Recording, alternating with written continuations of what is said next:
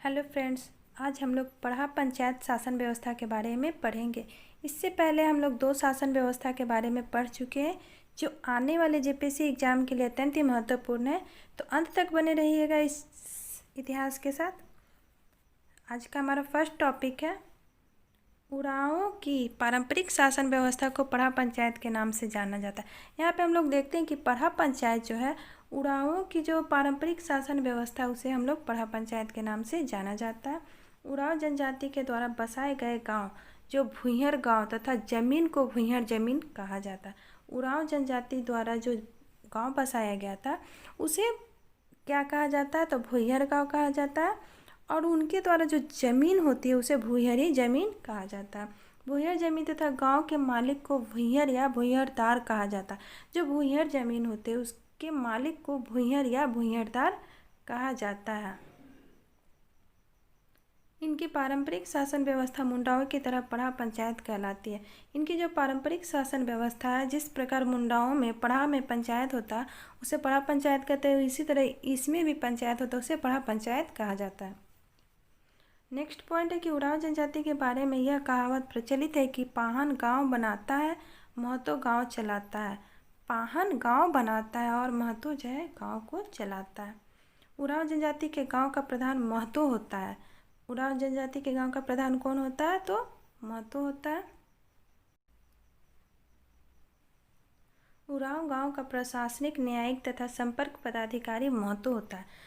अब यहाँ पे हम लोग देखते हैं कि उरांव गांव का जो प्रधान होता है वो कौन होता है, महतो होता है। महतो का कार्य क्या है, तो प्रशासनिक और न्यायिक तथा संपर्क पदाधिकारी जो होता है वो महतो का ही कार्य होता है। उरांव जनजाति के पारंपरिक स्वशासन व्यवस्था में महतो का सहायक मांझी होता है। यहाँ पे बताया जा रहा है कि उरांव जनजाति में जो पारंपरिक स्वशासन जो महतो प्रधान मेन होता है उसमें महतो होता है। इसके सहायक कौन होते हैं, तो मांझी होते हैं। महतो के सहायक कौन है, मांझी। उरांव शासन व्यवस्था में गांव वालों को किसी भी मामले की सूचना मांझी देता है। यानी गांव में कुछ भी कारण हो, चाहे कोई भी पंचायत बैठा, चाहे कोई भी रीज़न हो जिसके बारे में सभी को बताना, तो उसकी सूचना कौन देता है, तो मांझी देता है। उरांव जनजाति का धार्मिक प्रधान पाहन कहलाता है। अब यहाँ पे पाहन जो है हम लोग देखते हैं मुंडा शासन व्यवस्था, उसमें भी धार्मिक प्रधान जो थे उसे पाहन ही कहा जाता है। यहाँ पे उरांव जनजाति में धार्मिक अनुष्ठान, पर्व, त्यौहार, शादी, विवाह आदि कार्यों का संपादन जो है पाहन करता है। पाहन खूंट का होता है जबकि महतो भूंइहर खूंट का होता है। यहाँ पे बताया जा रहा है कि पाहन जो बनता है वो पाहन खूंट का ही होता है। यानी खूंट किसे कहता है, परिवार।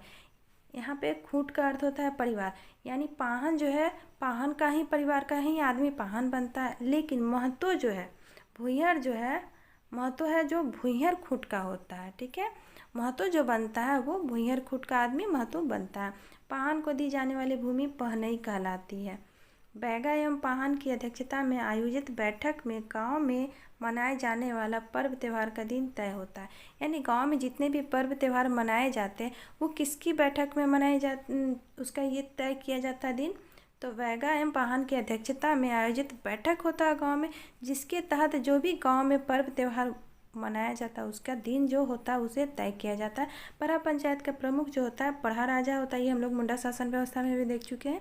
नागवंशी शासन व्यवस्था में फनी मुकुट राय के बारे में था। पढ़ा राजाओं के ऊपर पढ़ा दीवान होता है। पढ़ाओ राजा के ऊपर कौन होता है, तो पढ़ा दीवान। पढ़ा दीवान पढ़ा राजा से भी ऊपर होता है।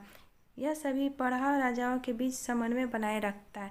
यहाँ पे क्या कह रहा है कि पढ़ा राजा जो है उसके बीच में जितने भी ऊपर भूंइहर, महतो, पाहन, ये सब कौन है, ये जो है पढ़ा राजा के बीच में समन्वय बनाए रखते हैं। पढ़ा राजा सर्वोच्च पदाधिकारी है, अर्थात यह एक तरह से सुप्रीम कोर्ट की तरह कार्य करता है। जिस प्रकार हमारे यहाँ पे जिला court, high court, supreme court होता है, तो सबसे ऊपर लेवल में कौन होता है, सुप्रीम कोर्ट। उसी तरह पढ़ा राजा जो है सुप्रीम कोर्ट की भांति कार्य करता है। भूंइहर जमीन का रजिस्टर तैयार करने का जिम्मा जो है 15 अप्रैल 1858 को लोकनाथ शाही को सौंपा गया था। यहाँ पे ये इम्पोर्टेंट फैक्ट है कि भूंइहर ज़मीन का रजिस्टर तैयार करने का जिम्मा जो है भूंइहरी ज़मीन, जो भूंइहर लोगों के द्वारा ज़मीन बनाई जाती है उसे भूंइहरी ज़मीन कहा जाता है।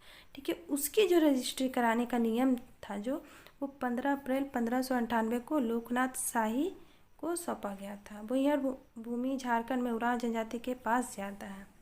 इस प्रकार से हम लोग आज एक शासन व्यवस्था को देखे हैं। नेक्स्ट वीडियो में हम लोग दूसरे शासन व्यवस्था के बारे में पढ़ेंगे जो आने वाले पीटी एग्जाम के लिए अत्यंत ही महत्वपूर्ण है। तो बने रहे हमारे साथ।